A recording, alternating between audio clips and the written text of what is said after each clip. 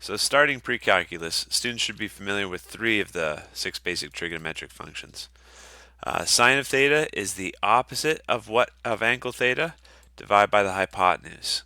So for this triangle, 8 is the opposite of angle theta. And the hypotenuse is always the one across from the right angle, so 17 would be h.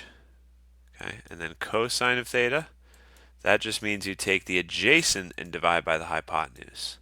And so the adjacent, you might think, well, there's 2 sides adjacent to theta. This is adjacent and this is adjacent, but we already have a label for this one that can't change. This is the hypotenuse, right? That's the one across from the right angle. So this one would be 15 divided by 17.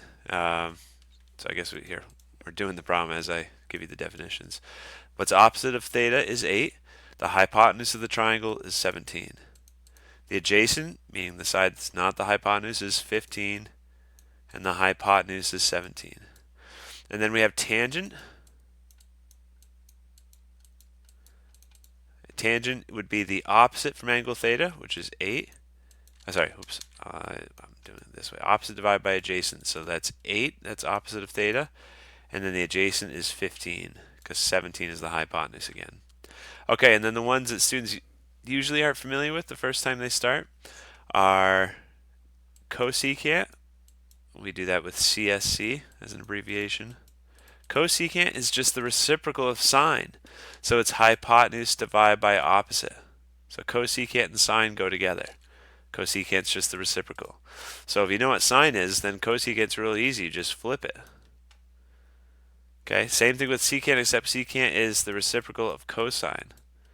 So cosine is adjacent over hypotenuse, so secant is hypotenuse over adjacent. So that's 17 over 15. And then tangent has a reciprocal of cotangent. Cotangent is just adjacent divided by opposite. So if you know what tangent is, then cotangent is just the reciprocal. And there we go. We've got all 6 trigonometric functions for angle theta now. That's all we have to do. Remember, sine, cosine, tangent are different in the triangle depending on which theta you reference. If I made a new angle, alpha, then sine of alpha would be 15 over 17, right? Sine of theta is 8 over 17. So just watch out for that. But those are the 6 trigonometric functions. You can write them down with those shorthand notation, but they're all over the internet too if you just Google those.